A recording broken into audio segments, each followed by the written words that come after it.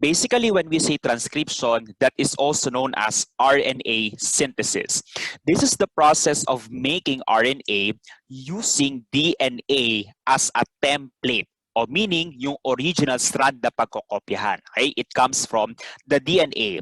Question, lahat ba ng DNA ay gagamiting template? No, it's only the portion. Okay? Anong tawag nga ulit natin sa portion ng DNA na yon na ginagawang RNA? Gene. Very good. Okay, gene. In transcription process, there are different types or different products na pwede magawa. So number one, we have the mRNA or the messenger RNA. Second, we have rRNA or ribosomal RNA. Also, we have tRNA or transfer RNA. Note class that these three mentioned or aforementioned are the major products of transcription. Okay? These are the major products. That's why dito tayo magkakaroon ng emphasis or ng focus this afternoon. Although let me mention also na meron tayong mga miscellaneous na RNA being synthesized through transcription, such as the ncRNAs, and these are for structural, catalytic, and regulatory functions. So we have catalytic, for instance, na discuss natin ito sa enzymes, yung mga ribozymes, yung mga catalytic RNAs, di ba? It was discussed during midterm grading period. Okay? So magbibigay lang tayo ng emphasis sa mga major products. So this figure summarizes the transcription process wherein highlighted parts are the genes in color yellow. So ito yung mga genes na portion lang ng DNA which are being transcribed or copied para makagawa ng RNA. And then we have three major products nga, as we said. These are the transfer, these are the ribosomal, and finally, the mRNA. Okay? Don't worry kasi gradually maiintindihan nyo lahat ng summary na nasa figure. So iisa-isahin natin sila, don't worry. Okay? Overview on transcription. What are the characteristics of transcription and how does transcription differ from the one that we discussed yesterday, that is DNA replication? Number one feature, for transcription process, this is said to be more selective because hindi yung buong strand ng DNA ang ginagamit na template. Unlike ng DNA replication, bubuka yun lahat, di ba? Bubuka siya lahat. Pero dito sa transcription, selective siya kasi gene lang ang pinipili. Okay? Particular genes lang ang pinipili. Do you understand? Nasusundan ako so far? Okay, good. And just like DNA replication, meron din siyang initiation, elongation, and termination phases. Kaya mababalikan natin ang mga terms na to as we proceed on the lecture. Now, some important notes to remember as well, there are certain variations na makikita kapag pinag-usapan ang transcription as compared to replication. Number one, remember in DNA replication, do we need a primer in replication? Do we need a primer in replication of DNA? Yes or no? Yes, very good. We need primer. Na, okay, very good. Na pagga-guidean or magiging guide ng polymerase, DNA polymerase. But in the case of transcription, walang primer na kailangan. Instead, ano ang important sa transcription? Instead of a primer, kailangan ng transcription ang promoter region. Okay? Kailangan niya ng promoter region. Ang promoter region, siya ang mag-i-initiate, okay? Siya ang mag-i-initiate ng transcription. Okay? So it will initiate, it will mark the beginning of RNA synthesis. So later, mas mabibigyan pa natin ng focus ang tinatawag na promoter region. Okay, so tandaan nyo, promoter. Next, as we said, limited segments lang ng DNA ang kailangan sa transcription kasi we are looking for the gene itself, okay, the portion of the DNA. And then, within transcribed segments, only one DNA strand serves as a template. So variation din ito. Bakit? Di ba sa DNA replication kahapon, kapag nag-unwind ang double helical structure ng DNA, question, yung single-stranded ba na DNA, parehas ba sila nagiging template sa replication? Yes or no? Oh, take two ha, take two. Di ba ganito ang DNA? Yes. Double-stranded. Ngayon, pag nag-unwind siya, Yung tanong ko, class, yung nag-unwind ba na single-stranded, pwede ba sila maging template both sa replication? Yes or no? Yes, parehas sila nagiging template, di ba? Kaya nga may Okazaki tayo at meron tayong leading strand kahapon. Nare-recall po ba? Okay. Unlike dito sa transcription, isa lang ang nagiging template strand. Okay? Isa lang. Isang side lang, kumbaga. So, yun yung mga differences. So, again, sa differences, number 1, walang primer. Number 2, gene nga lang ang ginagamit at isa lang ang template strand. So, yan po ang mga properties or characteristics ng transcription. Are you getting me so far? Okay, next, what are again the major products of transcription? What are the 3 major products? The T, the M, and lastly we have the R. That's why we will recall the characteristics of these major products. Although na-discuss na ito nung first lesson, babalikan natin siya para ma-reinforce lalo yung na-lecture. Okay? So unahin natin ang rRNA. Mind you, class, that rRNA or ribosomal RNA is the most abundant product being synthesized in transcription. Most abundant means pinakamarami. In fact, it accounts for approximately 80% ng RNA na nagagawa sa ating cells, okay? Sa bawat cell sa katawan. Okay? Ano ang importance ng rRNA? As the term suggests, ribosomal RNA, ito yung RNA type na kailangan para makapag-synthesize tayo ng ribosome. Mind you that rRNA together with proteins, okay, they both make up the ribosomes. Okay, they both make up the ribosomes. Kaya important ang rRNA kasi kailangan sila para makapaggawa tayo ng ribosome sa katawan or sa cells. Okay? Next, we also have tRNA. T means transfer. In terms of size, it is the smallest. Pero in terms of the quantity being synthesized, middle siya.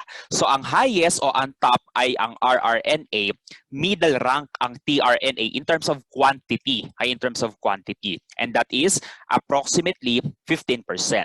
Nagets niyo ibig ko sabihin? In terms of size, smallest, but in terms of the quantity synthesized, middle ground siya. Continue natin, guys. Okay. So regarding tRNA, ano ang mga characteristics na dapat nating malaman regarding tRNA? Number 1, in terms of its secondary level of structure, again, in terms of its secondary structure, ang tRNA ay may extensive intrachain base pair formation. So, ibig sabihin ng intrachain base pair formation, sa single-stranded structure ng tRNA, meron siyang self-base formation. Okay, meron siyang self-base.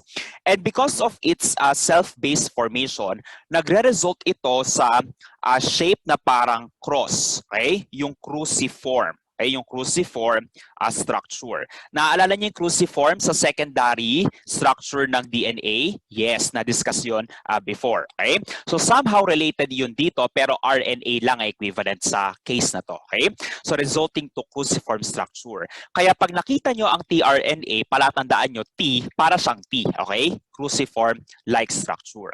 Now, meron tayo mga distinct regions na dapat malaman regarding the tRNA. So para magets yung ibang texts na nakaprovide dito, let's have sample figure. So let's say, in this given figure, as I've said, merong extensive intrachain base pair formation sa tRNA.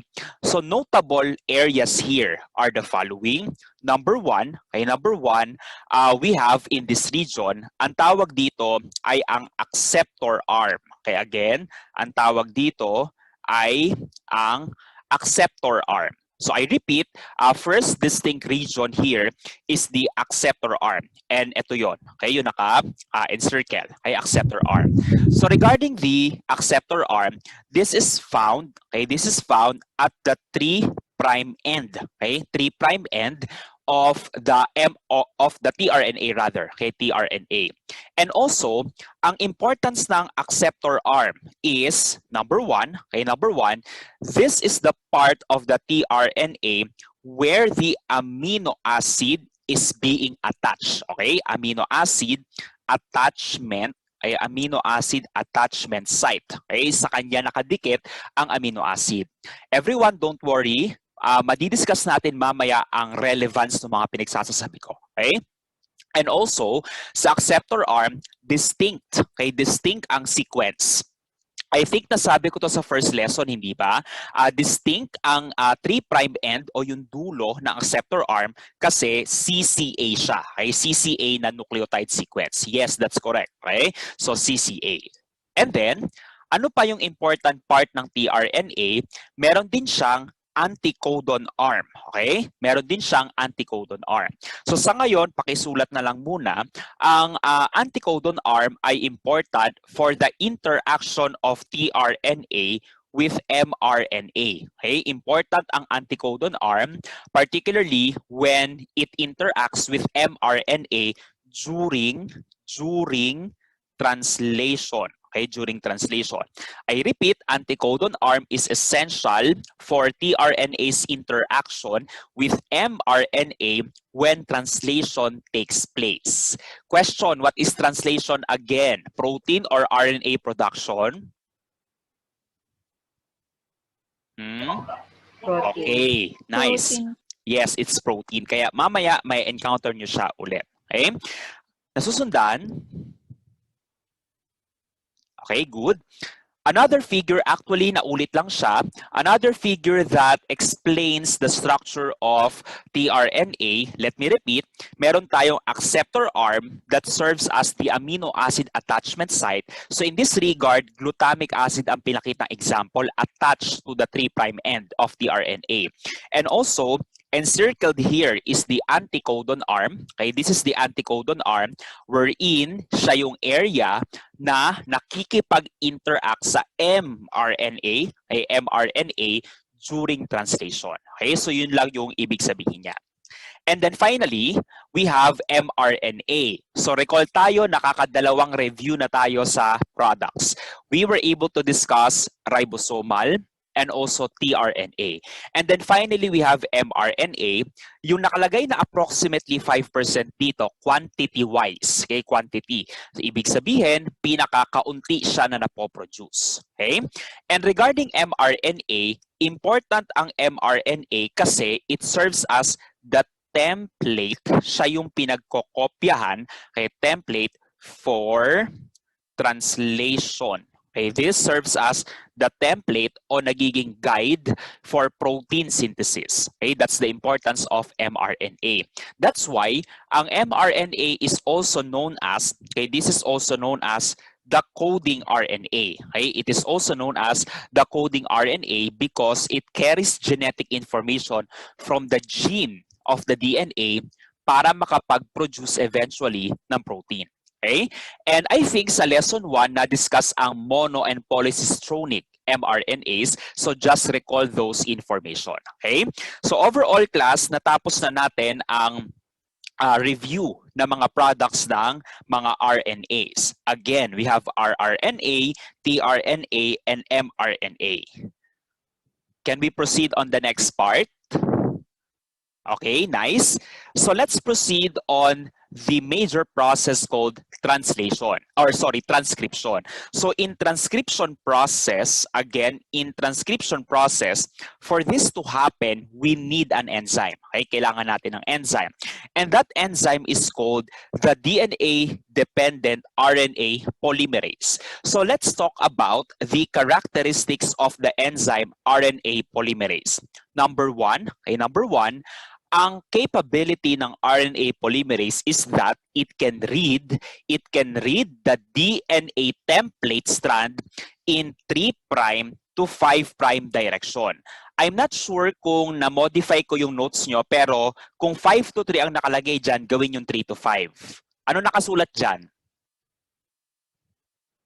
3 to 5 na ba? Okay, na-update ko na pala. So again, pakilagay, it reads the DNA template strand in 3' to 5' direction. So ibig sabihin, ang binabasa niyang strand ng DNA ay direction from 3 to 5. Ganito siya. Kung sakaling hindi nyo pa rin maintindihan yung mga direction na sinasabi ko, imagine niyo ha, kayo, nakakita kayo nagdadrive kayo sa kalsada, nakakita kayo ng karatula, Jollibee, drive-thru, turn right. So pag sinabing Jollibee drive-thru, turn right, saan ka pupunta? Kakanan ka ba, kakaliwa ka? Kakanan ka syempre, kasi yun yung template. Sabi doon, kumanan ka. So imagine, yung enzyme na RNA polymerase daw, ang binabasa niyang direksyon ay 3 to 5. Kaya gagalaw siya from 3 to 5. Ganun yung kasimple. Okay? So kaya ang product niya ay 5 to 3. Yung product niya, ay yung product na nagagawa is in 5 to 3 direction. Hence, ang RNA polymerase, it possesses 5' to 3' polymerase action. Nagets? Nagets ba ako? Alright, good. And one thing to remember also about RNA polymerase, unlike DNA polymerase that possesses proofreading activity, ang RNA polymerase walang proofreading activity. Okay? Wala siyang proofreading activity. So that's why it lacks exonuclease action. Okay? It lacks exonuclease action. Did you get the difference? Okay, good. Now, in facilitating RNA synthesis or transcription, ang RNA polymerase ay may mga kailangan na mga component or requirements o mga prerequisites. So para maging active ang RNA polymerase, it requires the following. Number 1, the DNA template. Apparently, the DNA template is the one na pinagkokopyahan ng RNA polymerase. Ito nga yung nagpo-possess ng gene, okay, ng gene. O recall question, yung gene na ito na pinagkokopyahan ng RNA polymerase, ano ang sinusundang direksyon ng polymerase enzyme? 3 to 5 o 5 to 3? Ano yung susundan niyang direksyon ng template? 3 to 5 o 5 to 3? 3 to 5. Okay, very good. So that is from 3' to 5' direction. Okay, yun nga yung susundan niyang flow. Okay, flow ng template strand or ng gene strand. And then it also requires substrates. Ang substrates ay mga RNA nucleotides. Okay, RNA nucleotides na idinadagdag from time to time when there is elongation process already. So we have, of course, 4 nucleotides for RNA polymerases. Number 1 is adenosine triphosphate. Second is guanosine triphosphate. Another which is very highlighted or distinct sa RNA polymerase, we have uridine triphosphate. So this one replaced thymidine. Nagigets ba? It is the one that replaced thymidine kasi ang thymidine is for DNA polymerase. And then, cytidine triphosphate. And also, we need certain cofactors like magnesium and zinc ions. So, ito yung mga kailangan. Next. Pwede na tayo sa susunod na slide, guys. Okay. Now, let's check the structure of RNA polymerase. So after understanding the function of RNA polymerase and also some characteristics, let's take a look at the structure of RNA polymerase. Meron tayong dalawang distinct regions when we check the structure of RNA polymerase. We have the core enzyme of the RNA polymerase and also the holo enzyme. So let's take a look first at the core enzyme. So sa core enzyme, we have different subunits found. Okay? Ang tawag dito mga subunits. Okay? We have different subunits found. We have 2 pieces of alpha subunits. Okay? Dalawang alpha subunits. And then we have isang beta subunit. Okay? Isang beta subunit. Isang beta prime. Okay? Isang beta prime. And isang, anong tawag dito sa symbol na to? Anong tawag dyan? Yes, Omega. very good. Yes, very good. So that is omega. So meron tayong dalawang alpha, isang beta prime, at isang omega subunits. What are the importances of these subunits? Number 1, important for enzyme assembly are the 2 alpha, okay, yung alpha subunit, and also the omega subunit. Okay? Important for enzyme assembly, we have the alpha and omega. O anong palatandaan dyan para hindi kayo malito?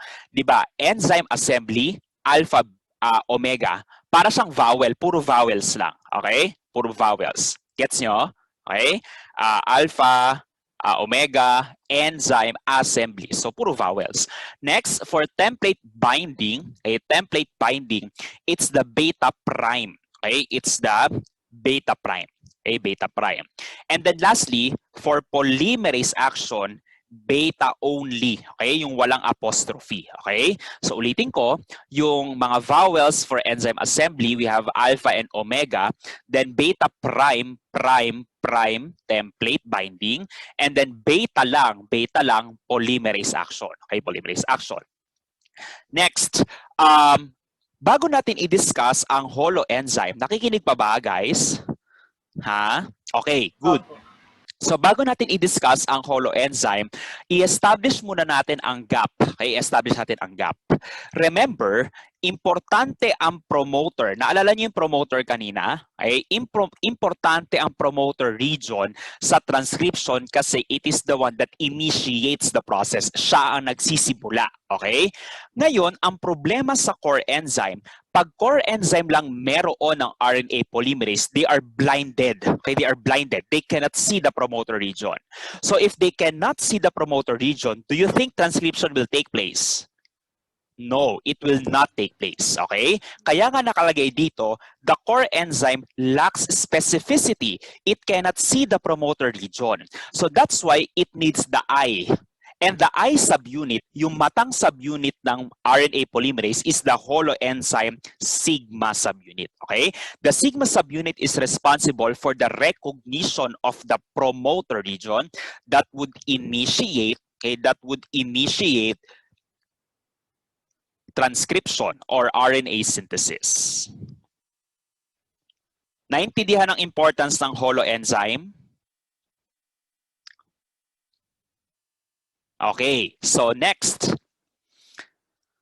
So for example, this figure, this explains the two-dimensional structure of RNA polymerase. Basically nga, may dalawang major regions. We have the core enzyme and then the holoenzyme.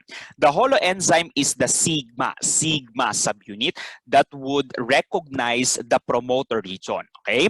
The core enzyme has several subunits. The vowels are for enzyme assembly. The beta prime, is it polymerase or template binding? Okay, template binding. And beta is for polymerase. Ang ibig sabihin ng for polymerase action, that is yung elongation kung tawagin. Okay, yung elongation kung tawagin. So yan ang structure ng RNA polymerase.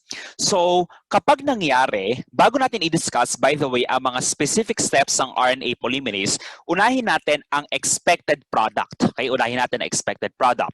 So for you to understand that, kindly refer on the figure shown. Wala muna magsusulat, makinig muna sa akin. Okay, makinig muna sa akin. Recall question, anong enzyme ang kailangan para makagawa ng RNA? That is RNA polymerase. RNA polymerase. Now, anong template ang binabasa ng RNA polymerase? Wala mo na magsusulat ha? Wala mo na magsusulat. Ang binabasa niyang template strand ay 5 to 3 or 3 to 5? 3 to 5. Okay, very good. So, ang binabasa niya ay 3' to 5' direction. So, for example, meron ako nilagay dito na strands A and B. Between A and B, sino ang kokopyahan ng RNA polymerase?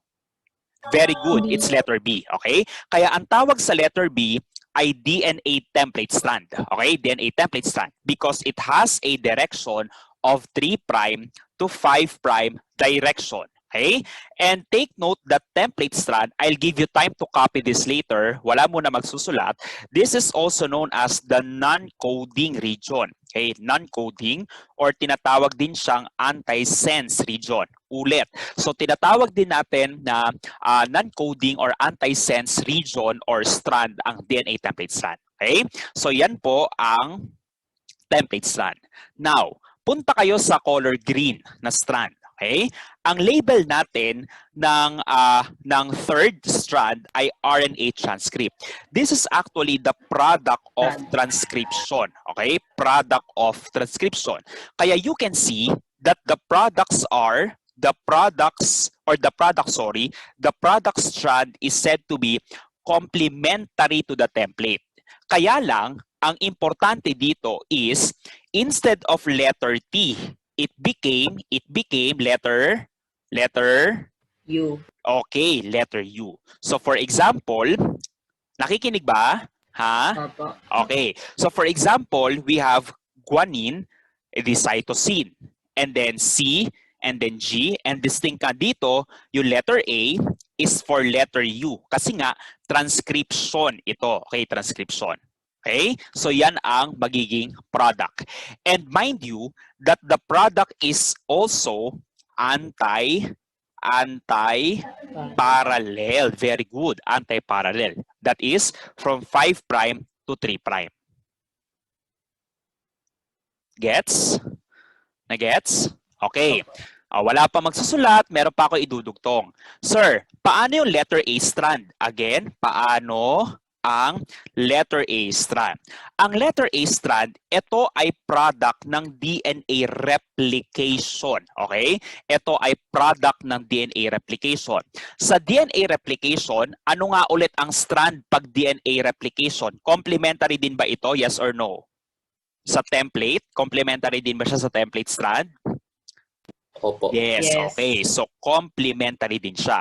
Pero ang i-apply natin dito, ang adenine is for thymine. Okay? Ang adenine is for thymine.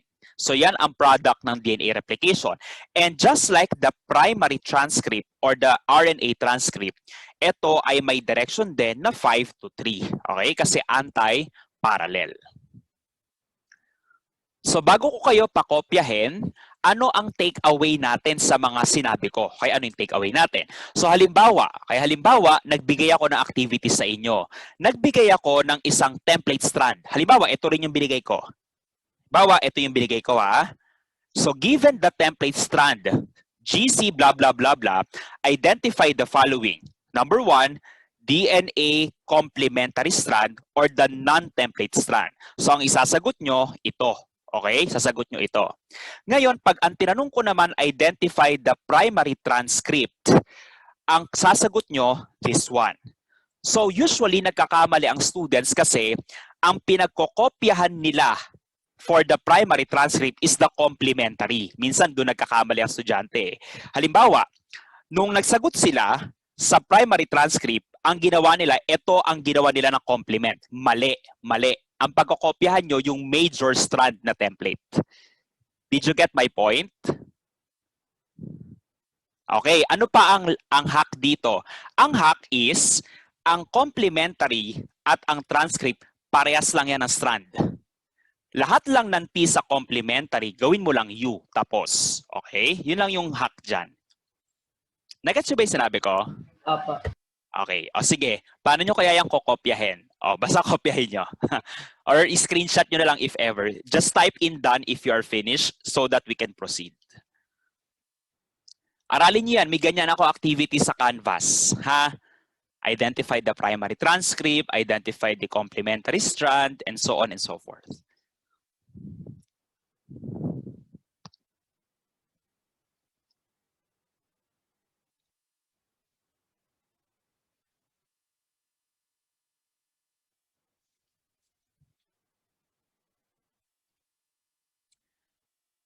May question si Mr.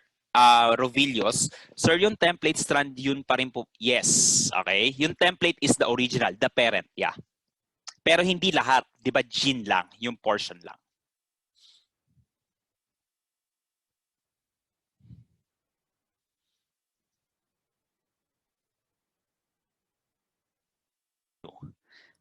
So overall, I was able to introduce to you the importance of the enzyme RNA polymerase. O para hindi kayo maiwan sa kwentuhan natin, Balikan natin briefly. Okay, balikan natin briefly. So una, ano nga ulit ang mga products ng transcription? We have the T, the M, and also the R. Sino ang... meron ako mga questions, type the letter. It's either T, M, or R. Okay? Are you ready? Ready? Okay. So number 1. Ready na ba? Okay. Number 1, acceptor arm. Yes, very good. Ribosome. Most abundant. Smallest in size. Smallest in choppy. Smallest in size. Size. T. Smallest in number. M. Okay, very good. Template for protein synthesis. M. Very good. Next, carries the amino acid. T. Ribosome. Nasabi ko rin sagot. Mali. Next, what else? Anticodon. Coding RNA. Okay, very good. So okay na tayo sa products. Next, recall the RNA polymerase enzyme. RNA polymerase. Number 1, true or false? It reads the template strand 3 to 5 direction. T, very good. Next, RNA polymerase having the core enzyme alone is enough for detecting promoter. False. Anong subunit ang kailangan in detecting promoter? Sigma. Very good. Sigma subunit. Ano ang direction ng primary transcript? 5 to 3 or 3 to 5? 5 to 3. Very good. So based on your answers, you can follow our lecture. Okay? That's good. Pwede na tayo mag-continue sa next segment? Pwede na po? Okay, sige. So moving on, let's now proceed on the specific steps involved in transcription process. Just like in DNA replication yesterday, magkaiba o may konting variation ang mga nangyayari sa prokaryotes and eukaryotic transcription process. Siyempre, uunahin natin yung simple, that is in prokaryotes. So in prokaryotic gene transcription, we have 3 major events or phases that occur. These are initiation, elongation, and termination. So meron tayong mga keywords na tatandaan sa bawat phase. So mamaya i-recall natin sila. Okay? Sa ngayon, i-discuss muna natin isa-isa. So first, regarding initiation, recall that RNA polymerase does not need a primer. It does not need a primer, unlike DNA polymerase. But in the case of RNA polymerase, it needs the so-called promoter region. Okay, promoter region. Ano po ba ang promoter region? Ang promoter region ay isang specific sequence, isa siyang consensus sequence. Okay, meron siyang consensus sequence sa isang DNA strand. Okay, sa isang DNA strand. Pag sinabi natin consensus sequence, para siyang ORI. Naalala niyo yung ORI kahapon? Hindi ba, ang ORI ba ay distinct sa kahit saang klase ng DNA? Meron siyang distinct ORI? Yes. Puro, anong base pair meron? 80, very good. Ang tawag doon consensus kasi specific yung region ng DNA na puro 80, or yun.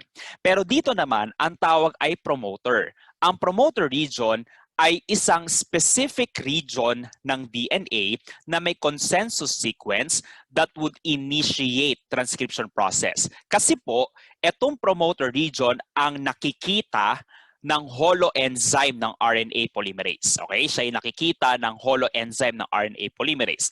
Particularly in prokaryotes, again, in prokaryotes, we have the following promoter regions. Number 1 is the negative 35 sequence, and then also we have the Pribnow box. Okay? We have the Pribnow box.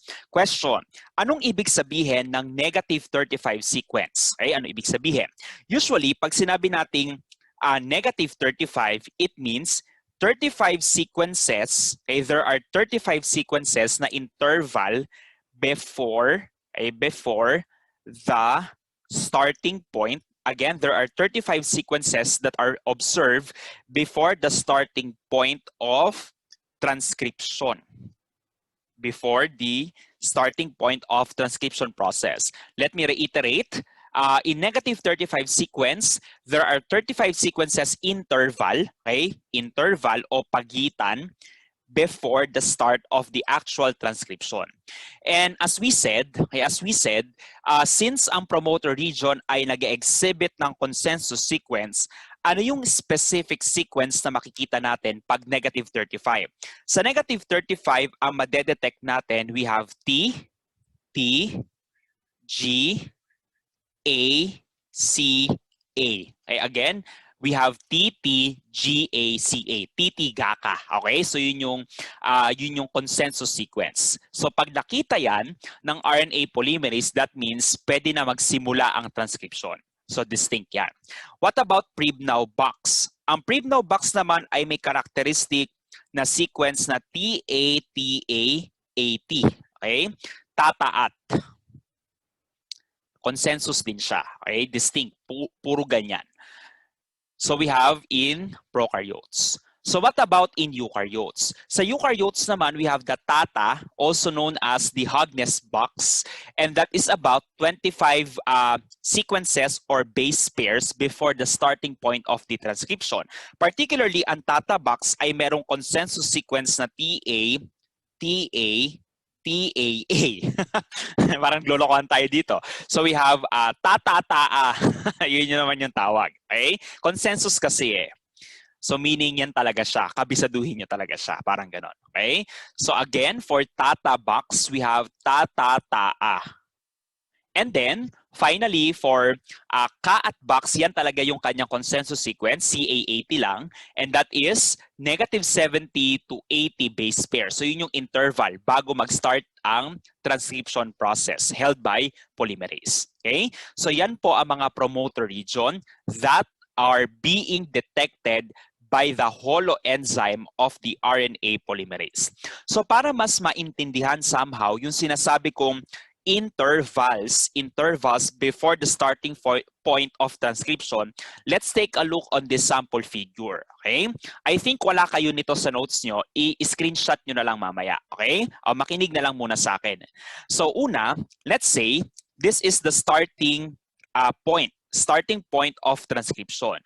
So tandaan natin, ang RNA polymerase, hindi niya diretsong pupuntahan ang starting point ng transcription.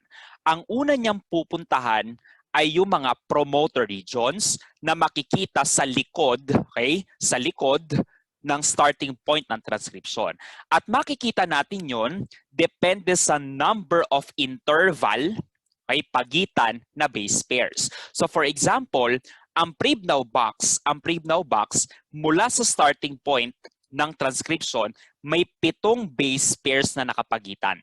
Okay? Kaya negative 7 siya. Parang ganon. Nagigets ako? Ay negative 7.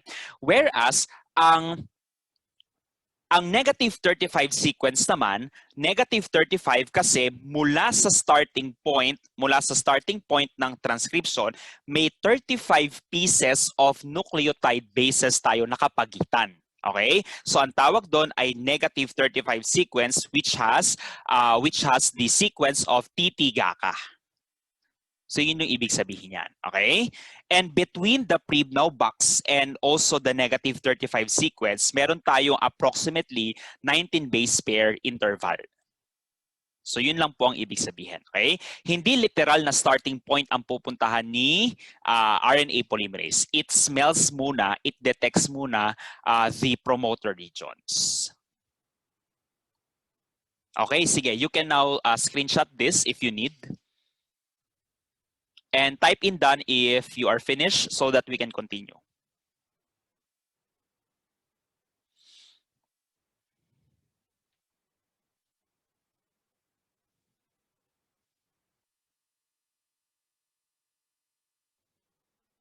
Done na po. Okay? So balikan natin yung ating outline.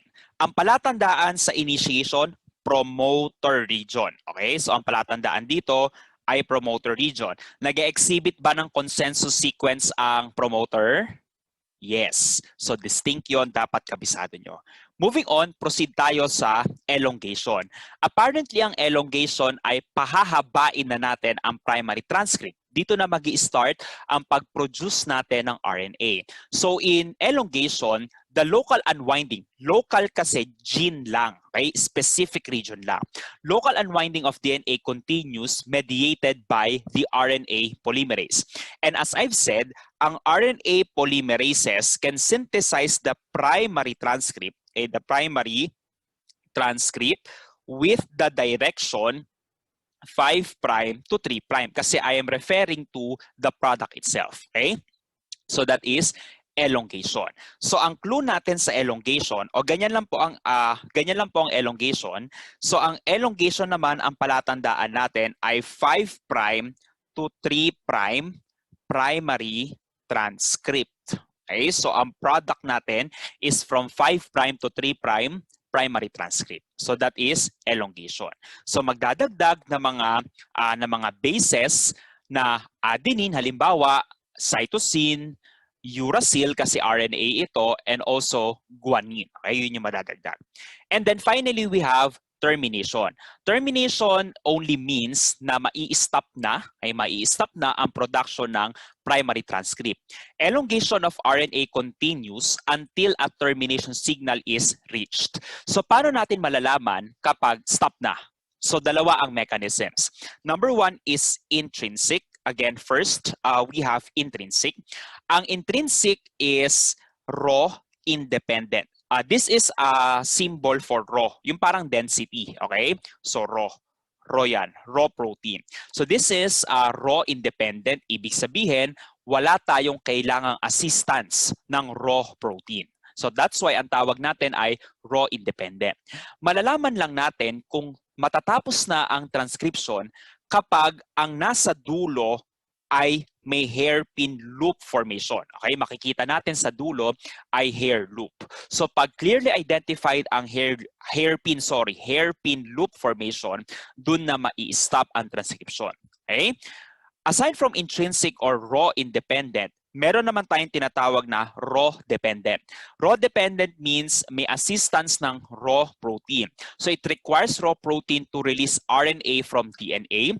And ang raw protein is an example of a protein that exhibits helicase activity, and through its helicase activity, it can now separate the primary transcript. It can now separate the primary transcript from the DNA, So mahihiwalay na siya. So that's the function of the raw protein. It possesses helicase activity. So ito yung dalawang mechanisms of termination. So para mas maintindihan natin yung sinasabi kong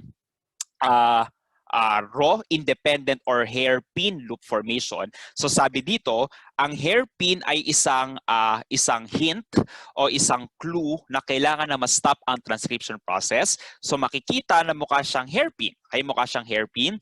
So newly synthesized RNA folds to form hairpin that is important for chain termination. So yan lang po ang termination process. So balikan natin ang mga keywords. Pag termination, it can be raw dependent or raw independent. Okay? So it can be raw dependent or raw independent. Between the two, sino ang may hairpin loop formation? Dependent or independent? Independent. Very good. So it's independent. Kapag naman with helicase activity, dependent or independent? Dependent. Okay, very good. So ganun lang siya. Okay? So yan po ang mga steps involved in transcription process for prokaryotes. Okay, for prokaryotes. So nahuli siya. So, appreciation lang sa diniscuss natin kahapon. Diyan nyo ma-appreciate yung importance ng lecture yesterday. So if you were not able to attend yesterday's lecture, mahihirapan kayo sa mga dinidiscuss natin ngayon. Lalo na yung mga 5' to 3', di ba? 3 to 5. Kaya important that you attended the lecture yesterday. For those who were not able to attend, meron tayong accessible lecture video. In-upload ko na siya kahapon. Okay? Next, natapos na po tayo sa prokaryote. Sa eukaryote, actually, ganun din ang nangyayari. Iba-iba lang ang terms na ating ginagamit. Okay? Iba lang ang terms na ginagamit at mas complex naman. So regarding eukaryotic gene transcription, meron tayong RNA polymerases na nag-act, pero may mga subterms tayo. Okay? May mga specific terms, kumbaga.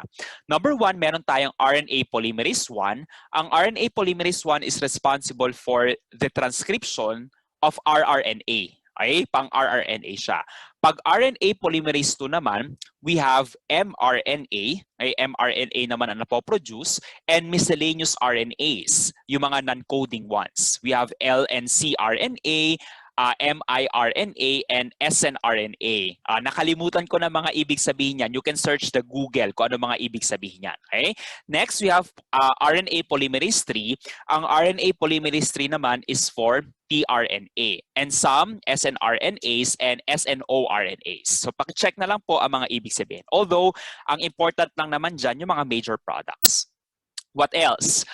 It is also identified before that ang mitochondria ay meron ding mga DNA and RNA. Diba? Na-discuss yan before. So in eukaryotes, meron tayong specific enzyme, specific enzyme na makikita doon in making primary transcripts. And these are the RNA polymerases resembling bacterial ones. So halos same lang sila. And then finally, transcription factors. Transcription factors are required for the assembly of transcription initiation complex. So in other words, ito yung equivalent para ma-detect further ang mga promoter regions sa eukaryotes. Ay, yung mga promoter regions sa eukaryotes. So ano ba yung mga promoter regions sa eukaryotes? The tata and the kaat. Tama ba ako? Nakalimutan ko na isa. So tata and kaat ata isa.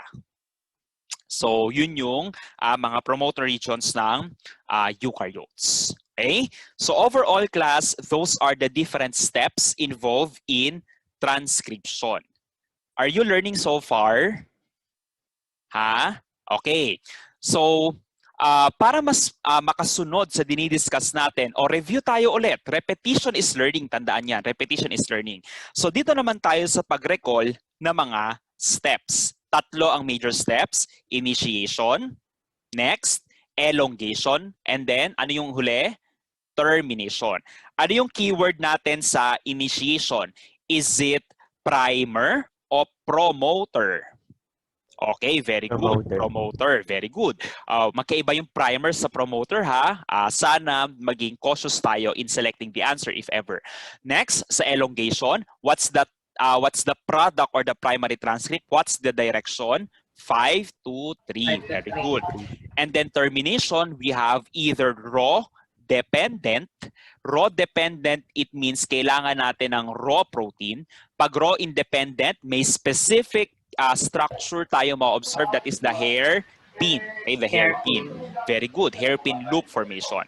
So yun po ang mga key words. Gets? Okay. So natapos tayo sa mga steps. Alright. Bago tayo mag-proceed, makinig guys, bago tayo mag-proceed sa post-transcriptional modification, i-break down muna natin ang term na post-transcriptional modification. Number 1, modification. Usually, pag narinig nyo ang term na modification, we continuously improve. Okay? Ini-improve natin ang RNA, parang ganon. Pag sinabing post, common sense, post is before or after? After, very good. After. And then, transcription is RNA synthesis. So, taken all together, ano po ang ibig sabihin yan? Kaya ano ang ibig sabihin? Key concept, makinig, key concept, kapag natapos ang initiation, ang elongation at termination, yes, may RNA na nagagawa, may primary transcript tayo nagagawa, ngunit ang problema dito, immature siya. Okay? Immature. Hindi pa siya full grown. may mga pangit pa siyang characteristics, may mga dapat pang baguhin sa kanya. Hindi pa siya greatly evolved, parang ganon. Okay? So yan po ang product usually after the 3 steps. Kaya para ma-improve natin ang characteristic ng RNA, it must undergo a total makeover. Okay? A total makeover. So that is called the post-transcriptional modification. Nagets niyo yung concept ng topic na to? Nagets? Okay. So RNA has to undergo post-transcriptional modification para eventually maging mature RNA siya. Okay? Para maging mature RNA. Usually, class, ang immature RNA, makinig ha, usually ang immature RNA, maraming epal. Okay? Maraming epal. May mga sequences na hindi dapat kasama, nasasama sila. So mga panggulo, okay? Mga panggulo. Dapat yung tinatanggal. Okay? Yun usually ang goal para maging mature.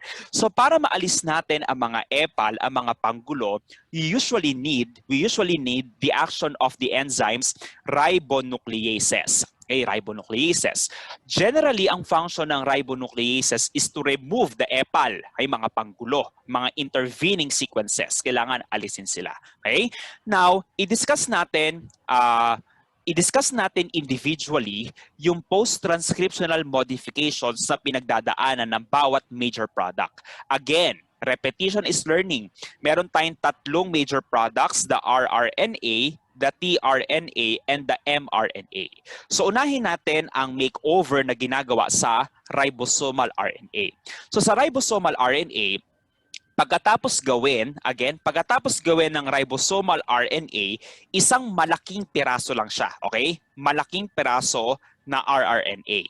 Now, ang important kasi dito is dapat mahiwa siya, makat siya. Okay? Kailangan siya makat into smaller or larger ones. That's why, during post-transcriptional modification of rRNA, we tend to produce several sizes of rRNAs. Meron tayo mga maliliit, ay mga small, and then meron tayong mga large ones. Okay? Meron tayong small at meron tayong mga large ones. Wait lang. Ayan. Okay, so meron tayong mga maliliit at meron tayong mga malalaki na mga subunits. Kaya nga, related ito sa ribosomes. Di ba natutunan nyo sa ribosomes? Meron tayong large ribosomal subunit, meron tayong small ribosomal subunit. Meron silang kahalagahan, lalong-lalo na sa protein synthesis. Okay, lalong-lalo na sa protein synthesis. So basically, yan ang rRNA. Next, punta naman tayo guys sa tRNA. Anong shape ng tRNA? Okay, cruciform because of extensive intrachain base pair formation. O tignan nyo ang product initially sa tRNA. Sa unang product, ito siya. Ang daming epal, di ba? Ang daming panggulo. Panggulo ito. Okay? So hindi pa siya totally matured tRNA kasi hindi pa ganun ka-perfect ang kanyang cruciform structure. So ano-ano yung mga makikita nyong problema dito? Number 1, makikita nyo na hindi fully matured ang kanyang, anong tawag sa arm na to? Anong tawag sa arm na to? Yung anti-codon arm. Okay, yung anti-codon arm. Di pa siya fully matured. And then at the 3' end, tama ba na ito ang 3' end ng matured tRNA? Ha? No. Ano dapat ang sequence? CCA. So, immature siya. Okay? Kaya after the action of ribonucleases, namomodify siya, okay? Namomodify siya until such time na madedevelop natin ang anti-codon arm or anti-codon loop and then yung acceptor arm which has a characteristic sequence. Ano nga ulit ang characteristic sequence? CCA. Okay? CCA. So, yan po ang post-transcriptional modification involving tRNA. And then, finally, we have mRNA. So, proceed naman tayo sa post-transcriptional modification ng mRNA. Ito yung of specific interest kasi ang mRNA nga ang ginagamit natin para makagawa ng CHONs. What are CHONs again? Proteins. Okay, para makagawa tayo ng proteins. So meron tayong 3 major steps. Again, meron tayong 3 major steps involved in in the makeover or post-transcriptional modification of mRNA. Number one is the addition of the so-called 5' cap, parang ulo, okay, ulo. And then naglalagay ng buntot, ang tawag doon ay poly-A tail. And lastly, RNA splicing. Okay? Pag sinabi nating splicing, cut. Okay, cut. Yun muna yung tandaan nyo. Cut.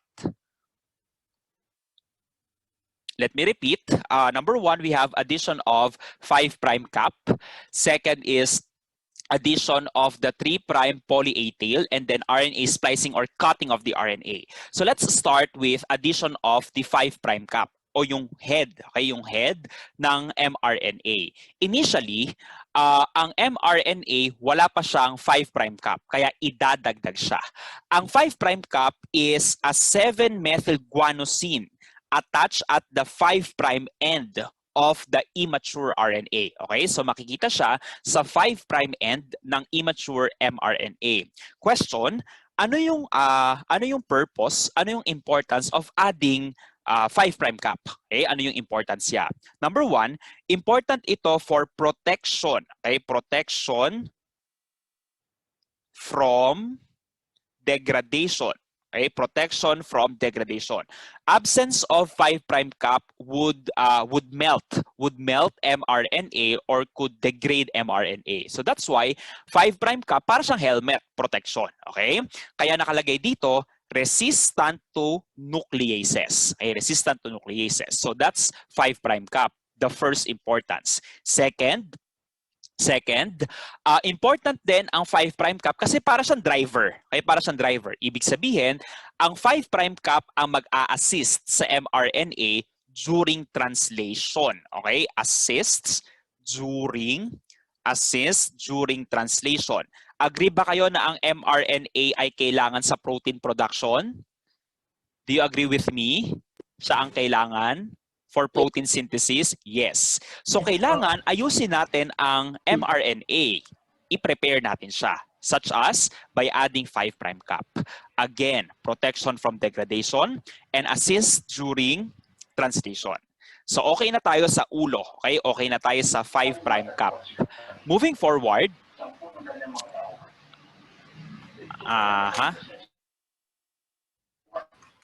ayan, mute natin. Okay, so next, after natin sa 5' cap, let's proceed to poly-A tail. Bakit ang tawag ay poly-A tail? Because this is composed of several or multiple units of adenylates, okay? Adenylates or adenosine monophosphates. And it usually ranges from 40 to 250. So in the case of poly-A tail, sa other end naman siya nadadagdag. Other end, ibig sabihin, sa 3' end naman siya. Okay? Pag-ulo saan? 5. Pag-ulo sa 5. Kapag buntot sa 3. Okay? 3. Okay? 3. Now, ang importance naman ng poly-A tail, number one, is for termination also. Important siya to finally terminate transcription process and also stability of mRNA. Okay? Further stability of mRNA na kailangan during translation later on. Okay? During translation. So yan po ang poly-A tail. So natapos natin ang cap at ang tail. So dito tayo sa huling step involved in post-transcriptional modification. Ang tawag ay RNA splicing. Ano ibig sabihin ng splicing? We have cut, okay? Cut or cutting. So pag sinabi nating RNA splicing, balikan lang natin yung sinabi ko kanina, ang usual product ng transcription ay immature RNA. So marami tayong mga epal o marami tayong panggulo. Ang tawag natin, para lang madali nyo maintindihan ang tawag natin sa epal o panggulo, mga introns, okay? Mga introns, mga intervening sequences. So dapat hindi sila kasali. So ang goal is to remove these introns. Okay? So ang goal is to remove these introns. Alisin sila. So how does that happen? So para magets natin kung paano nangyayari ang RNA splicing, kindly take a look on the given figure. So for instance, nasusundan pa ba ako, ha? Okay, tapusin lang natin ang transcription, then health break tayo after ng translation naman. So for instance, we have the pre-mRNA which means immature pa, as you can see, meron tayong mga kailangan na sequence, meron tayong hindi kailangan. So meron tayong dalawang terms na dapat tandaan, the exons and the introns. Ang exons ang kailangan, ang introns ang epal. Okay? So exons ang kailangan, ang intron hindi.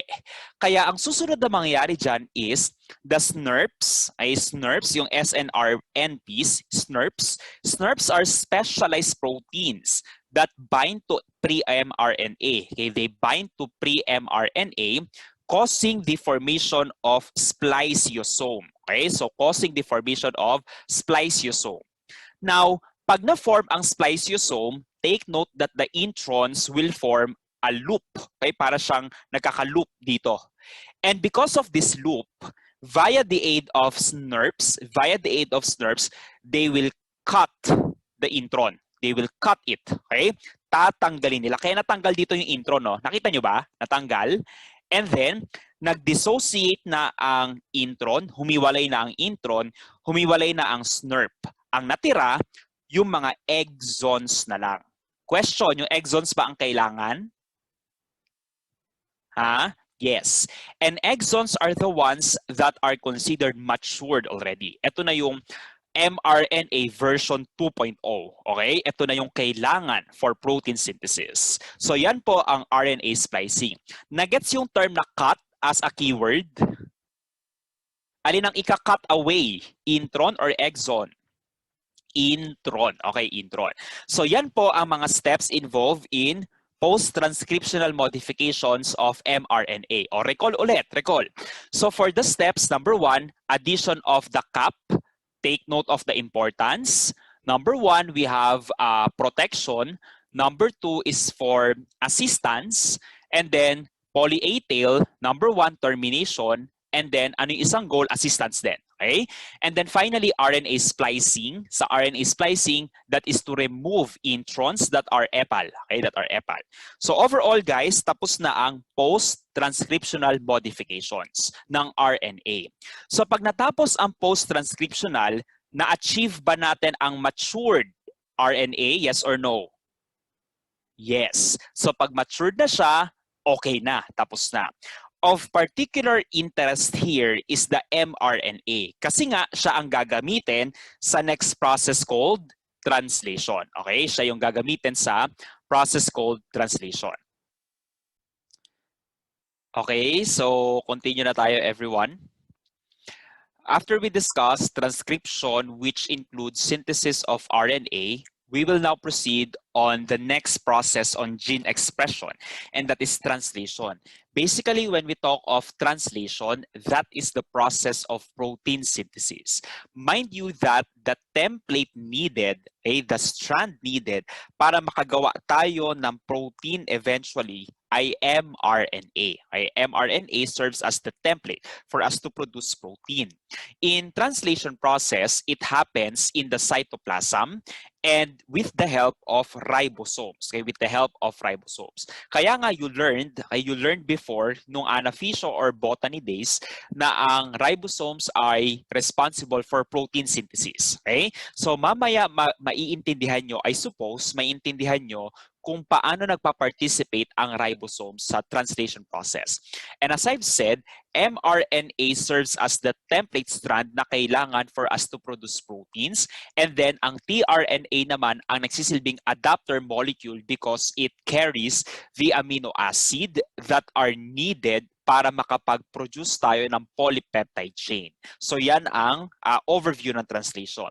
And also in this given figure, as we said, ang mRNA ay ang ginagamit para makagawa tayo ng protein having an N-terminal part, ay yung N-terminus niya, and the C-terminus of the polypeptide chain. Okay, so yan ang overview.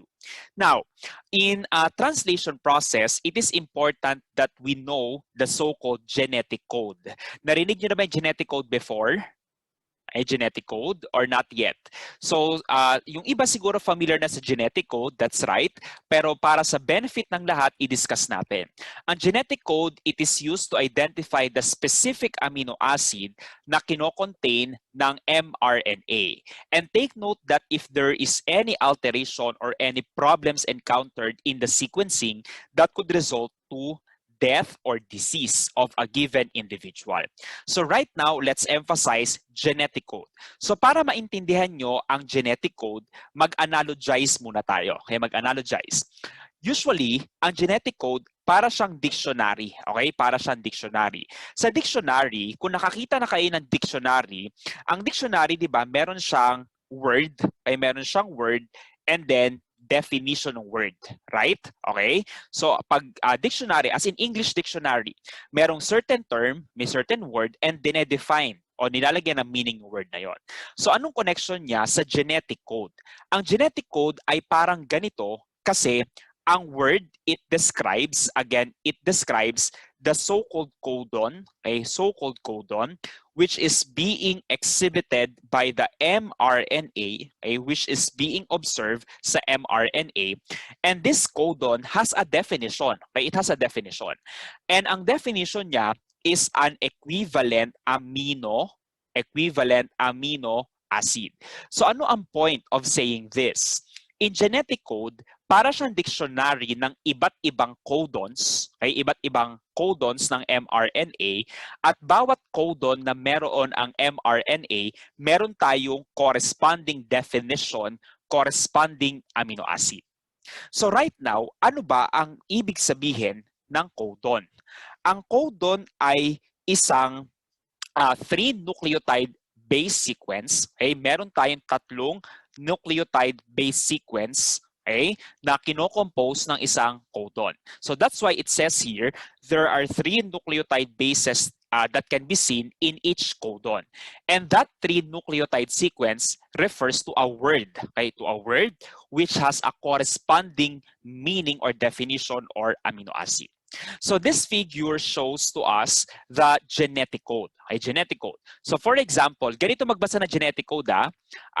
Sa first letter, dito yon, ay first letter ng codon, and then second letter or middle base, and then last, okay, yung final base or final letter. Kaya nga codon we have 3, okay, 3 letters. So I'll give you an example. I'll give an example. First, we have U. Halimbawa, U. Kapag ang codon ng mRNA ay U, ibig sabihin, yung word na U, anong definition niya or anong amino acid equivalent? That is, yes, that is phenylalanine. Okay, yun yung ibig sabihin. So in each codon that mRNA possesses, meron tayong corresponding amino acid. So yan po ang genetic code. That's why sa inyong mga Canvas activities as well as sa final exam, make sure meron kayong copy ng genetic code. It's either i-view nyo sa Google from time to time or mag-print kayo. Okay? Kailangan nyo siya. Hindi nyo kailangan i-memorize ito kasi nga dictionary siya. Okay? Dictionary. Okay? Can you follow me?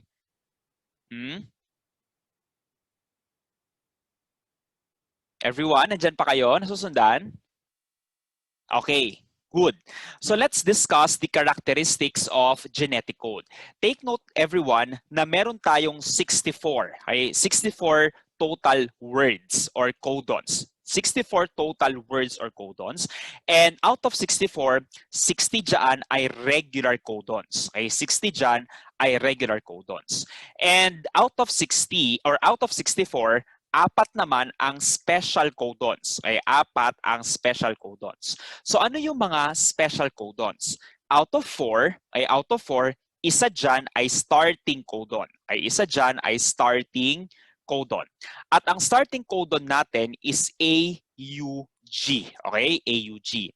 Again, ang starting codon natin ay AUG or initiating codon. So this word AUG has 2 meanings or 2 definitions depending on the organism. Kapag eukaryotes, it's methionine. Okay, it's methionine. Pag naman prokaryotes, it's N-formyl methionine. Okay, kapag naman prokaryotes, it's N-formyl methionine. Pero same word, same codon, it's AUG. Can you follow? Okay, and then finally, we have the three remaining special codons, and these are the terminating codons or stop codons. Okay, these are the stop codons. Ang stop codons, we have UAG, UGA, and UAA. O, madali lang ito malaman, di ba? So, isipin nyo, huwag ugain kasi iiyak. Okay? Huwag uga, uwa. Okay? Yun yung palatandaan. Okay? So, huwag uga, uwa, iiyak. So yun yung palatandaan for the stop codons. Do you understand? Okay, so recap tayo. Out of 64, 60 are regular codons and then 4 are special codons. Out of 4, 1 is starting, standard ito, AUG, and then 3 stop codons, wag, uga, uwa. Moving on, let's have the different characteristics of the genetic code. Mind you, meron tayong 4 na characteristics na ma-observe sa genetic code. Number 1, ang genetic code ay degenerate. Okay? Anong ibig sabihin ng degenerate? Ang genetic code ay redundant in some cases. Okay? Again, ang genetic code ay redundant in some cases. So this means that there are situations wherein meron tayong multiple codons na iisa lang ang amino acid equivalent. Okay? Multiple codons, maraming codons, kahit iba-iba yung mga words na yon, iisa lang ang meaning. That is, isang amino acid. For example, tigin tayo ulit sa PowerPoint. Tignan nyo yung arginine. Ang daming arginine, tama? Ang daming arginine. So, ibig sabihin, marami ba siyang codon equivalents? Yes or no? Yes. Yes, marami siyang codon equivalent. So yun yung ibig sabihin ng degenerate. Parang ganito siya eh. Pag sinabi mong I love you, iisa lang ang mararamdaman natin pag sinabihan tayo I love you. Pero maraming ways to tell that. Saranghe, ayaten ka, mahal kita, ni, yung mga ganyan. So iba't ibang words pero yung dating sa atin, iisa. Okay? So yun yung ibig sabihin ng redundant or degenerate. Do you get it? Okay, next. After natin sa degenerate, meron ding characteristic called unambiguous.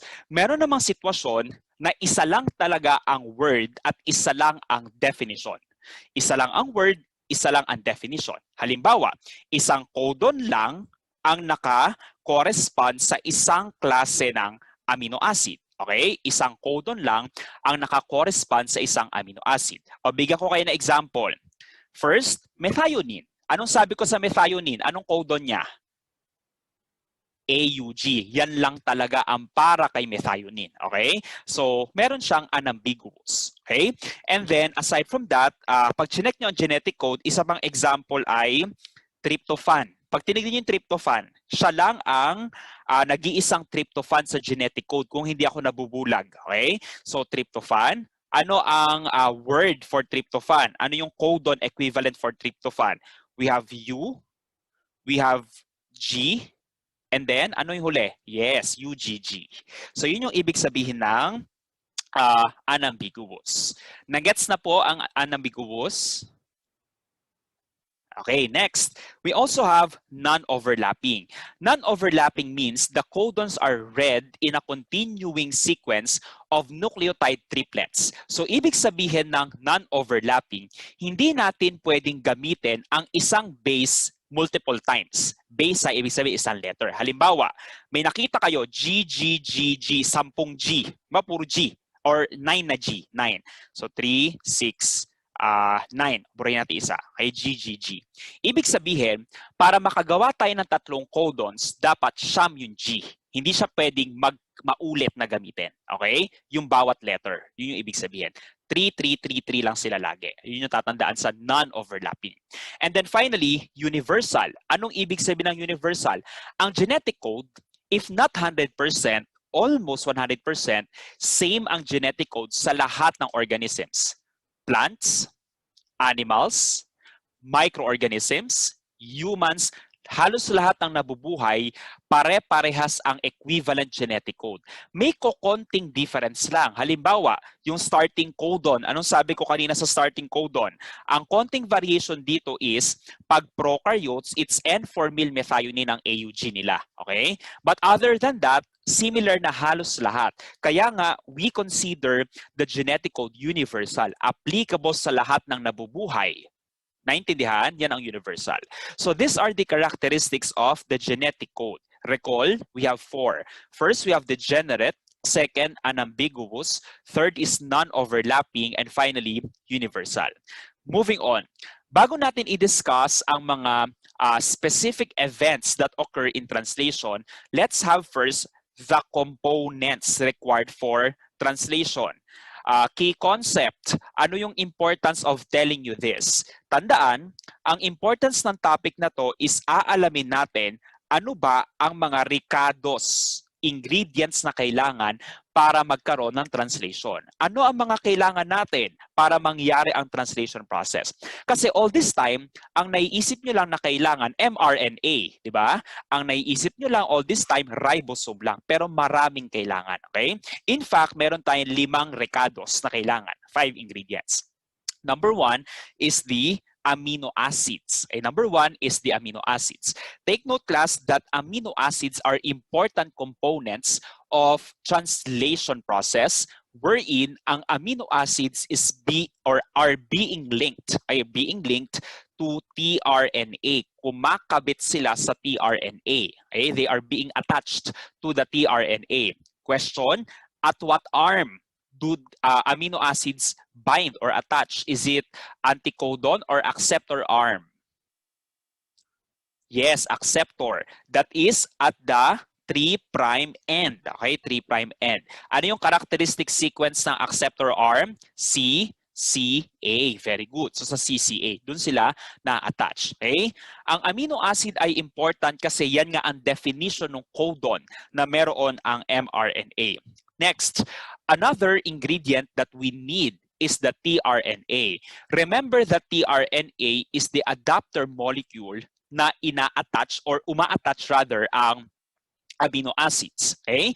And tandaan, ang ratio ng tRNA is 1:1. Ibig sabihin, kada isang piraso ng tRNA, isang amino acid ang dala-dala niya. Common sense kasi isa lang naman ang 3' end niya. Okay? Kaya isa lang ang amino acid na dadalhin niya. Now, meron tayong 2 na-mention na arms sa tRNA na very important in translation. We have the acceptor and the anticodon arm. So yun yung i-discuss natin individually, starting off with the 3' end or the acceptor arm. Paulit-ulit na to actually, na-discuss ko na to. Ang 3' end or yung acceptor arm, it is the amino acid attachment site. Okay? That is the amino acid attachment site. O yun lang yung important sa part na yan. That's why you can see in the figure that methionine, for example, methionine is being attached at the 3' end, particularly at the adenosine, at the adenine nucleotide base. Okay, so sa adenine nucleotide base. So that is for the acceptor arm. Next, paano naman kapag anticodon arm? Okay, punta tayo sa anticodon arm. Ang anticodon arm is important for interaction, as we discussed previously, interaction of tRNA with the mRNA. Okay? Important siya na part para makipag-interact ang tRNA with mRNA. Particularly, ang mag-i-interact, again, ang mag-i-interact ay ang codon ng mRNA, and the so-called anticodon of the tRNA. Again, that is codon from the mRNA and then anticodon of the tRNA. Question, ano ang ibig sabihin ng anticodon? Ay, ano ang ibig sabihin ng anticodon? O biyakin natin yung term. Anti, then codon. By the way, nandyan pa kayo? Ha? Okay. Pag sinabing codon, 3 bases. Okay? 3 bases. Okay? Pag codon. Kapag naman anti, palatandaan dito, complementary. Okay, complementary. So taken all together, pag anticodon, ito ay tatlong bases na complementary sa codon. Okay? These are three bases that are said to be complementary to the codon. So that is for tRNA's anticodon.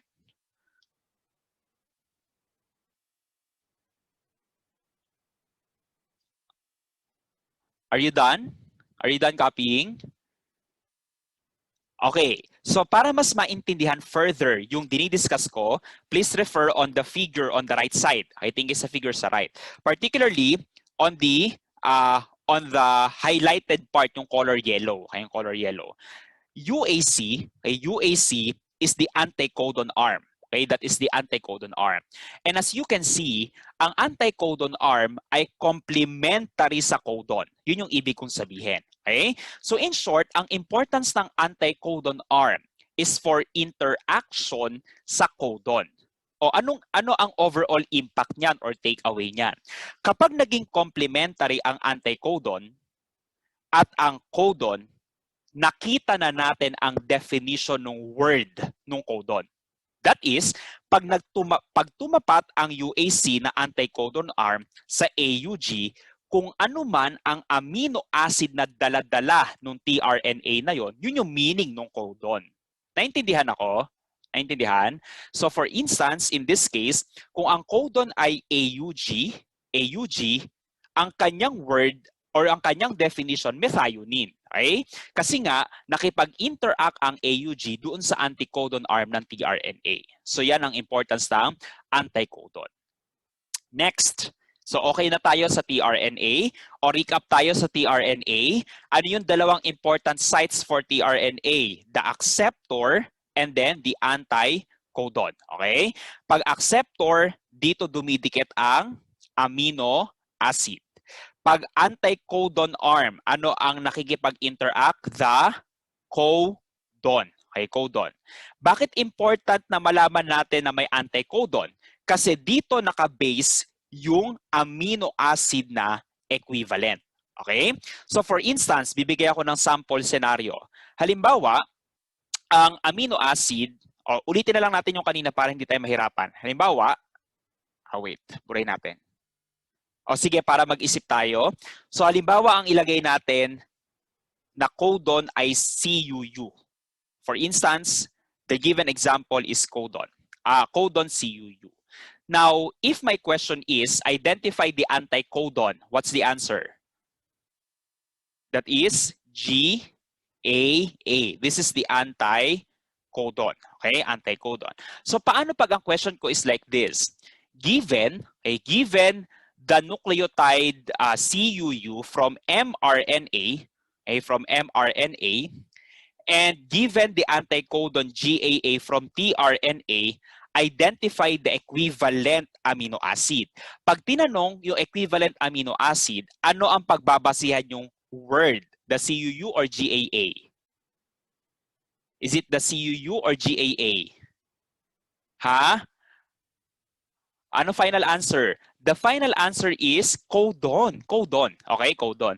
Kaya nga ang tRNA adapter lang siya eh. Parang siya lang yung pansaksak mo. Okay, pansaksak. Pero ang pagbabasihan mo, tandaan nyo ang genetic code Ang genetic code, word is to definition. Ano yung word? Ano yung word? Codon or anticodon? Ha? Ano yung word? Codon. Huwag kayong magkakamali. Pampares lang yung anticodon. Okay? Pampares lang siya. And then, ang definition ay yung amino acid. Okay? So, kung babalikan natin yung sinample ko kanina, ano ulit ang pagbabasihan mo? CUU or GAA? CUU. So, ang CUU ay, nasa ng CUU? C-U-U. Leucine. Okay, leucine. Kaya pag nag-aral kayo nito, huwag niyong kakalimutan ang basic knowledge na to. Ang genetic code ay word at definition. Dictionary. Okay, dictionary. Word, codon, definition, amino acid. It's not anticodon. The purpose of anticodon is to guide us what's the meaning of that codon. Okay? That is to guide only. Did you get it now? Okay, next, pangatlong ingredient na tayo. Ang pangatlong ingredient na kailangan natin for translation is the enzyme called amino-acyl tRNA synthetase. O ganito lang siya kasimple.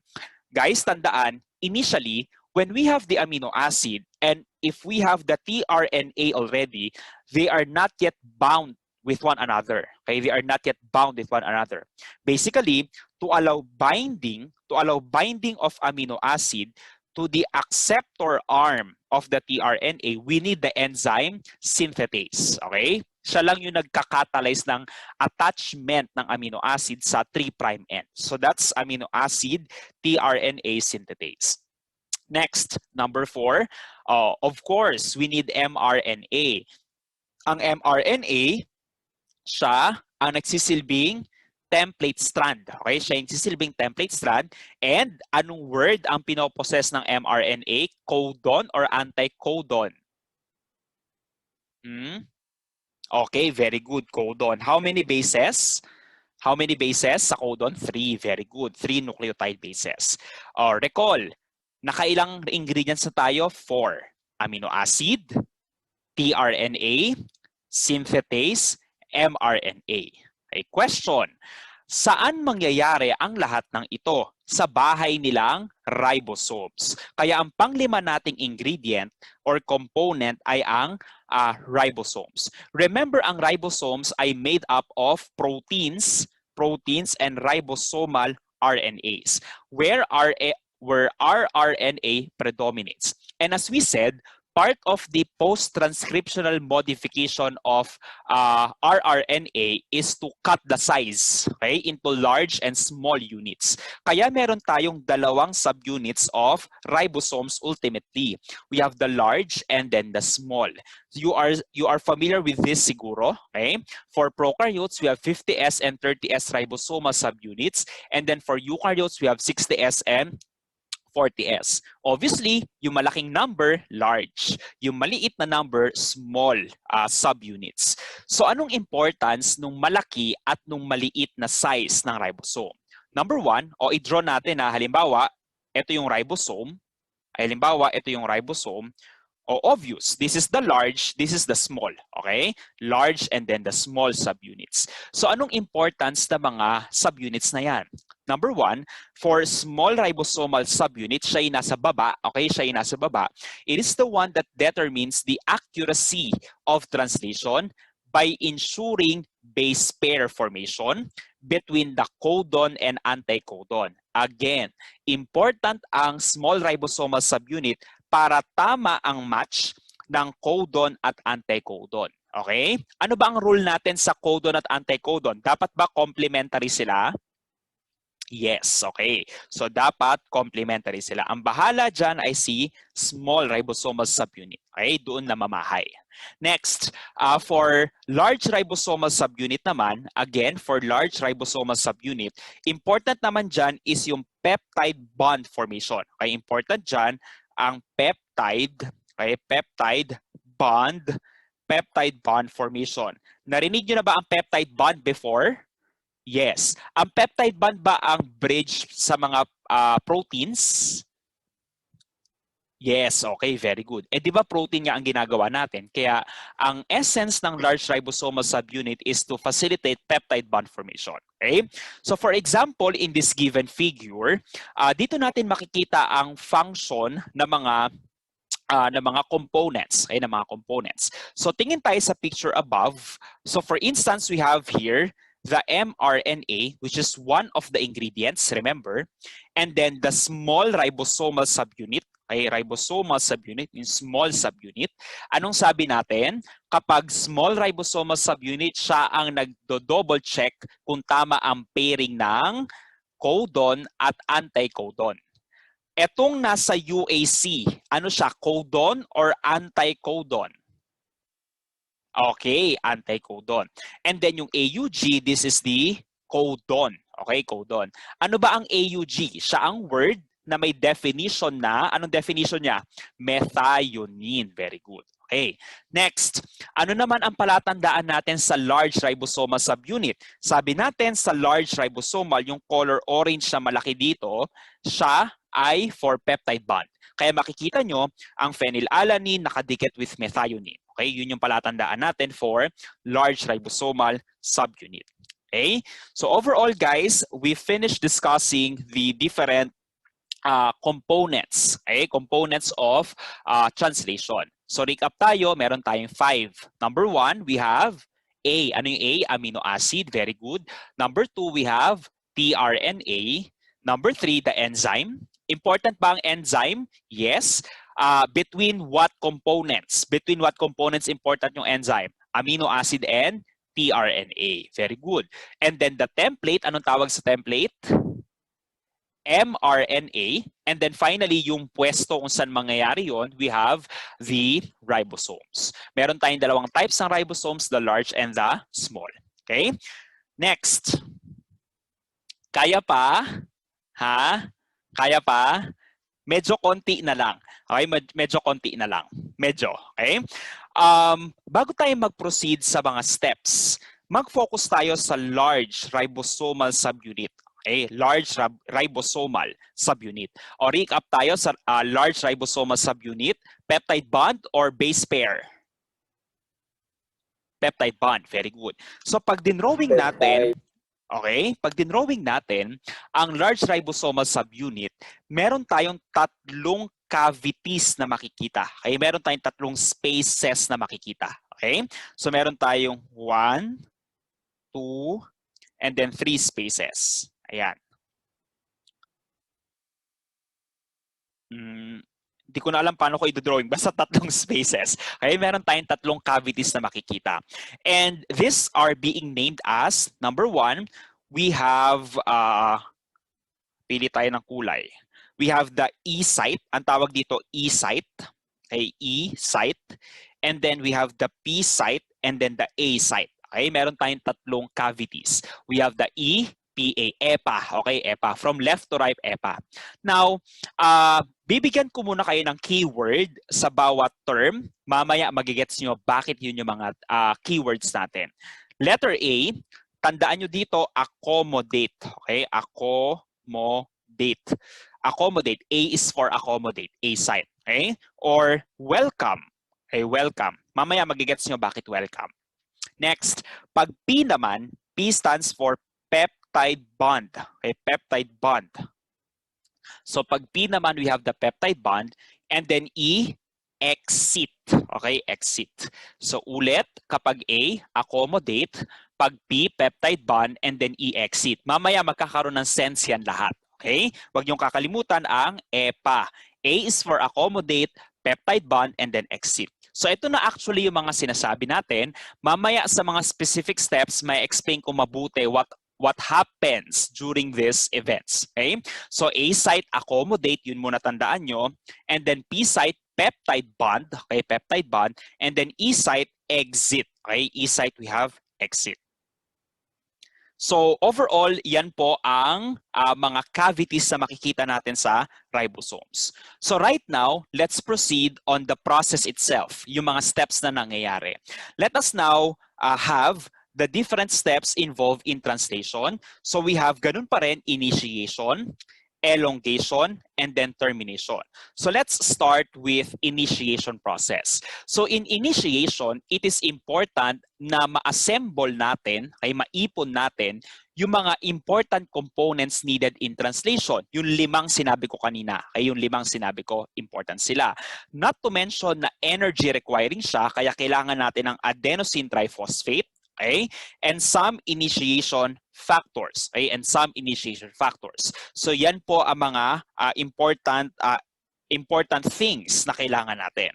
And in initiation process, it usually happens, for example, in eukaryotes, the small ribosomal subunit will make sure na may correct base pair formation ang codon at anticodon. And then, mag-i-start siya kapag nakita na ang starting codon na AUG. So, paano siya nangyayari? So, let's have this sample figure. Although may video rin ako dito mamaya. Okay? So, halimbawa, wala mo na magsusulat ha, makinig muna sa akin.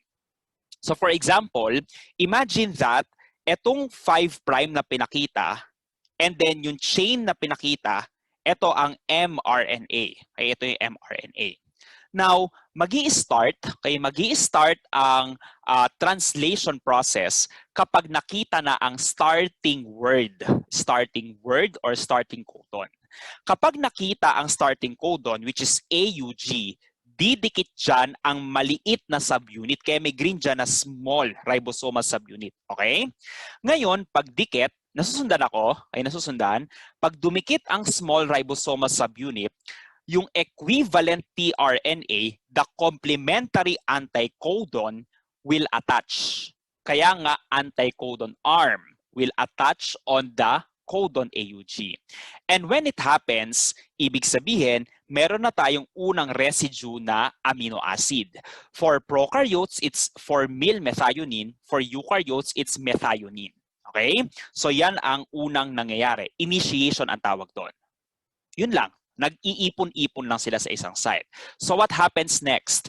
Part also of initiation, nandyan pa ba kayo? Ha? Okay. Part din ng initiation is pag nag-bind na ang tRNA on the starting codon, sasama ang larger subunit. Okay? Sasama or magbabind na rin ang large ribosomal subunit. Ilang cavities meron ang large ribosomal subunit? 3. Very good. Okay, 3. That's why, sa initiation, makikita nyo, may complex na, nag-ipon-ipon na dito yung mga components na sinabi natin. Okay? The amino acid, the ribosome, the mRNA, the tRNA. Okay? Nag-ipon-ipon na sila dyan. Ano pa yung distinct na dapat yung malaman dito? Tandaan, ang starting codon, kapag dumikit na ang tRNA sa kanya, and pag pumatong na ang large subunit, initially, napepwesto ang unang tRNA sa P site. Okay? Sa P site. Nasaan ang P site? Left, right, middle? Okay, nasa middle. Kaya makikita nyo nasa gitna siya. Okay? So yan po ang initiation. Okay? Next, punta tayo sa elongation. Okay, let's proceed to elongation. So meron tayong iba't ibang steps involved in the elongation process. Number 1 is binding of amino acyl tRNA to the A site, followed by peptide bond formation. Next, we have translocation. And finally, expulsion. So tandaan nyo muna ang mga keywords and then i-explain ko sa figure mamaya. So una, okay? Ang una is yung accommodation or accommodate sa A site. Ayan yung tandaan nyo sa first step, accommodate. Pangalawa, peptide bond, okay? Peptide bond formation. And then, translocation. Sa translocation, ang related term dyan ay sliding. Okay, sliding. Mamaya, ma-explain natin. And then, last step, exit. Okay, last step, exit. So let's repeat. So first, we have accommodate. Second, we have peptide bond. Third, sliding or translocation. And lastly, exit. Pwede na ako mag-proceed sa figure. Ha?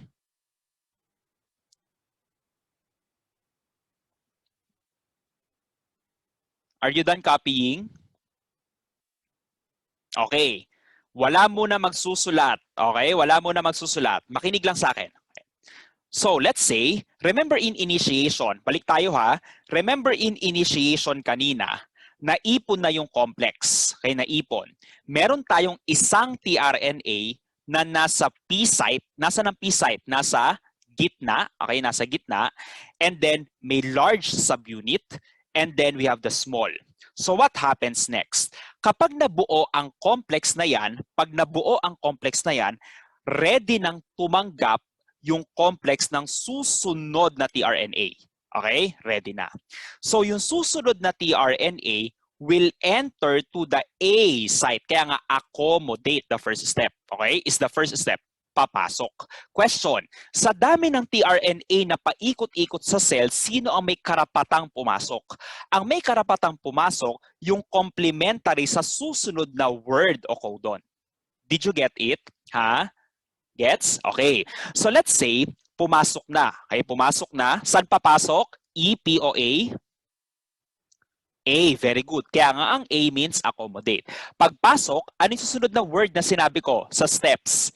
peptide bond. Okay, peptide bond. So what happens next? Pag pumasok ang tRNA sa A site, dalawa na ang tRNA sa complex. Dalawa na sila. Okay? Isang nasa P, huy, nagigets niyo ako? Isang nasa P site, isang nasa A site. So ang mangyayari is, this phenylalanine na amino acid will be transferred to the P site for peptide bond formation. Okay? Sorry, baliktad. Burahin ko ha. This will be ang N-formyl methionine. Burahin ko ha para malinaw. Sorry. Na-overlook ko. Ayaw niya mabura. Ba't ayaw niya mabura? The other way around pala, the formyl methionine will be transferred to the phenylalanine pero within the P site pa rin. Kaya nga ang P site is for peptide bond formation. Okay? So ang methionine, matatransfer siya, magfo-form ng peptide bond sa P site. Question. Okay, question. Between the first, tingin sa PowerPoint, between the first and the second tRNA, sino na yung walang laman na amino acid? 1 o 2? 1. Very good. Wala ng amino acid ang first tRNA. Pag wala ng amino acid yon, ang tendency, ready na siyang alisin. Okay? Ready na siyang alisin. Pero hindi siya basta-basta makakaalis. Kasi ang unang tRNA, nasa ang site pa siya initially. Nasa ang site siya? EPOA. P. Ang goal is mapunta siya sa exit site, E site. Para mangyari yon, kailangan maganap ang third step. Ano yung third step sa sinabi ko? Sliding. Very good. In which ang ribosome magsa-slide siya pa kanan. At pag nag-slide siya, nasa na ba yung sliding? Ito. Pag nag-slide siya, makikita nyo, yung empty tRNA nasa P site na. And then, nasa E site na yung empty. And then yung P site, nandyan na yung polypeptide chain, at yung A, bakante na naman. And then, may codon na naman, may papasok na naman sa E, and then peptide bond, and then slide, and then exit. Na-imagine nyo ba? So yun, may video naman mamaya, okay, mag-alala. Mas maiintindihan nyo siya, I guess. So in elongation, after that, yung empty tRNA will be removed. May exit na siya. Kasi wala na siyang dalang amino acid. Hanggang ma-reach ang termination part. Sa termination part, ang ma-encounter natin ay mga stop codons na. Halimbawa, sa figure, o so tandaan nyo dito pag stop codon na ang na-encounter. Okay? Kapag stop codon na ang nakita.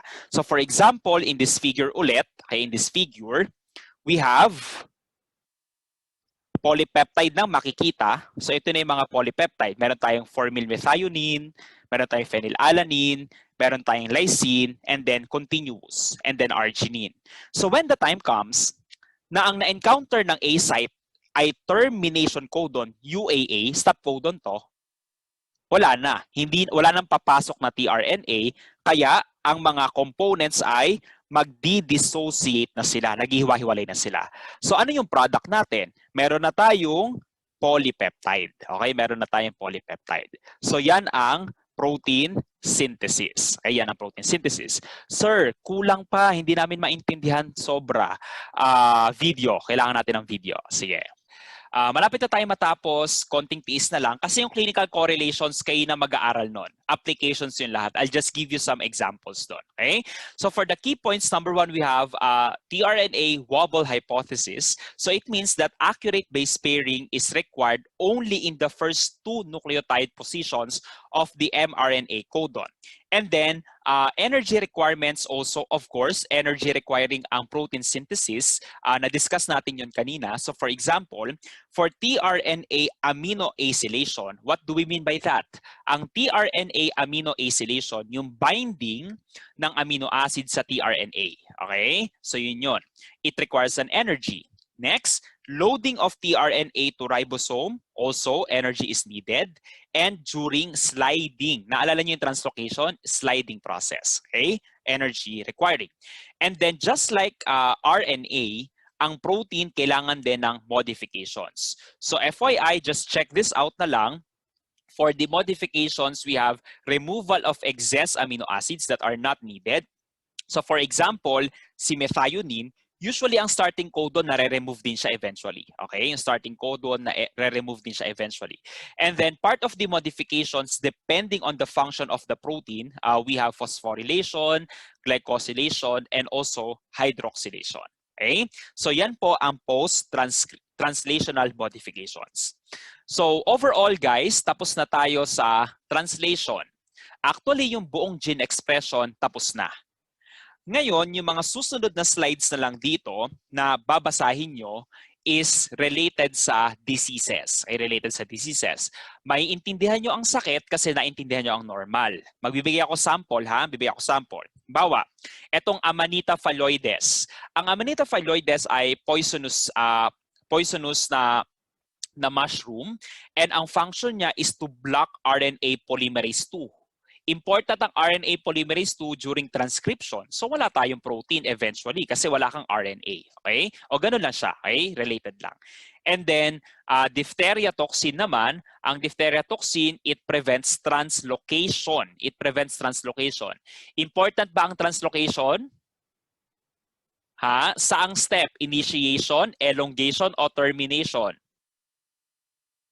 Elongation. Tama. Sa elongation. Ay important siya. Yung sliding. And then, meron din mga drugs. Nag-micro na ba kayo? Hindi pa. Hindi pa kayo nag-micro. So, may encounter nito sa micro. So, sa micro, meron tayo mga antibiotics na ang MOA ay protein synthesis inhibitors. O kaya, RNA synthesis inhibitors. So, halimbawa, si rifampicin. Ang rifampicin, it binds to the beta subunit of the polymerase enzyme. O ano yung beta kanina? Template binding o polymerase? Yes, polymerase. Sir, alam namin yon kanina. Ngayon, sir, nakalimutan na namin. Sobrang dami na kasi. Okay lang, understandable. Okay? So sabi ko nga, maiintindihan nyo ang MOA kapag alam nyo yung normal. So na-discuss na natin normal kanina. And then, for dactinomycin, it intercalates between DNA bases and inhibits transcription, initiation, and elongation. So mapipigilan din ang transcription.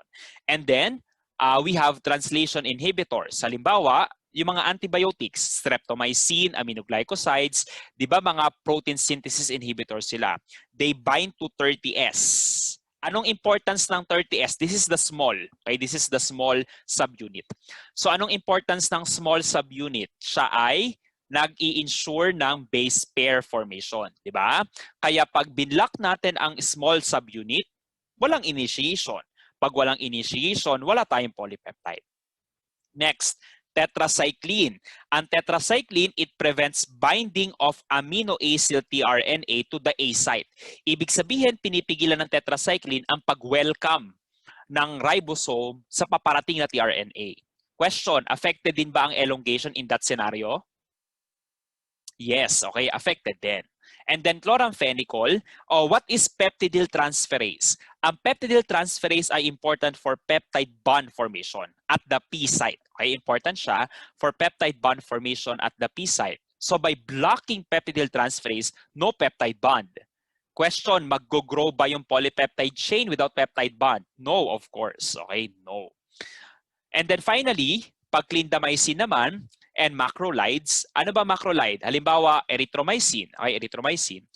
They bind to 50S and they inhibit translocation, the sliding process. Sliding is also important during elongation. Kaya affected eventually ang protein synthesis. Ayan.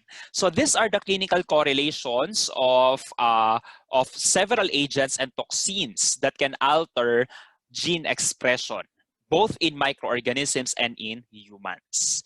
And then ang last topic natin, ito pakibasa na lang guys, pakiintindi na lang sila. Madali lang siya maintindihan kasi I think we've invested so much sa normal processes kaya ma-apply nyo to sa mga abnormalities. So we have mutation. So pag mutation, may certain situation lang na nagpa-alter or nagpabago sa usual processes involved in gene expression. Okay? So meron tayong iba't ibang types. So pakibasa na lang sila. we have point, frame shift, large segment, splice donor or acceptor, and triple repeat expansion. So pakibasa na lang, and if you have any questions, you can PM me sa inbox ng Canvas for further clarifications. Pero I suppose these are easy to understand based on what we have invested from the beginning on nucleic acids. Okay? So pakiintindi na lang sila. In other words, tapos na tayo sa gene expression overall. Okay? Balikan natin